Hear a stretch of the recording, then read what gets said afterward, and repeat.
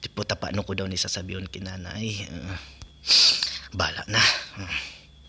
Nay, O ano na naman atraso mo sa eskwelahan? mayo pa man po sa ngunyan, pero may problema kaming magbararkada. Ano na naman giniribo nindong mga animal ka mo? Nag-order kaya kami sa online shop, itong uso bagang ngunyan, itong bintosa. O tapos, anong diniliver sa endo?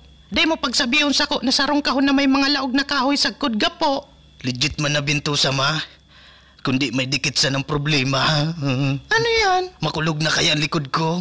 Na paano? Halata ipapahiling ko na sa nalugod sa imo.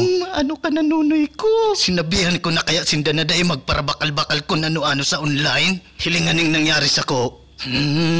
Imbis na baso ang magsupsup sa kublit ko, si kublit ko ang nagsupsup sa baso. Ay puta. Sabihin mo salamat, Shopee. Hayop ka na, sudo-sudo ka pa.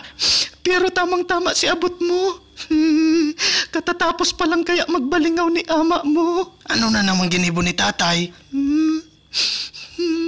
Ay tapig paurulan to si mga baso sa tinampo.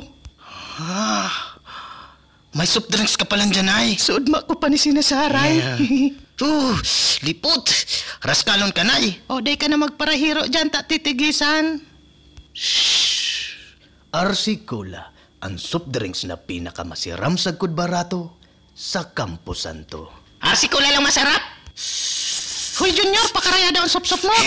Sa doon ka man na para syabo.